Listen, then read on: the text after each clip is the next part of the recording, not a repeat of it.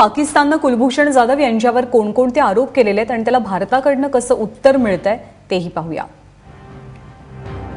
कुलभूषण यांच्यावरती काय काय आरोप लावलेत की ते रॉ या गुप्तचर संघटनेचे एजंट असल्याचा आरोप लावण्यात आलेला आहे पाकिस्तानकडनं। बलुचिस्तानमध्ये अस्थिरता तयार करण्याचा प्रयत्न त्यांच्यामार्फत करण्यात आला असाही एक महत्त्वाचा आरोप। पाकिस्तानमध्ये अवैधरित्या प्रवेश केल्याचा आरोपही आहे कुलभूषण जाधवांवर, जो पाकिस्तानने ठेवलेला आहे। कुलभूषण जाधव यांच्यावरती लावलेली कलम पाकिस्तान आर्मी ऍक्टचे कलम 59, ऑफिशियल सिक्रेट ऍक्टचं कलम 3,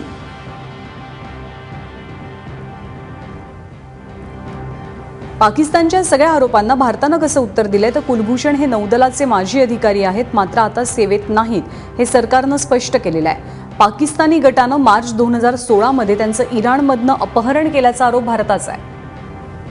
पाकिस्ताननं बळजबरीनं त्यांचा कबुलीनामा नोंदवला असं देखील भारतानं म्हटलेलं आहे। त्यामुळे आता सगळ्या प्रकरणी पुढच्या घडामोडी काय घडत आहेत हे पाहणं महत्त्वाचं असेल।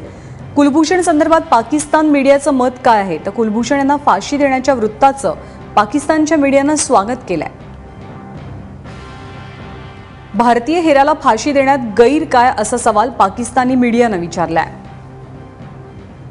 फाशीच्या निर्णयानंतर भारत पाकिस्तान संबंधांच्या परिणामांवरती डॉन समूहानं भाष्य केलंय। तर कुलभूषण पहिलाच भारतीय हेर नाही असं वृत्त दिलेलं आहे जंग नावाच्या वृत्तपत्रानं।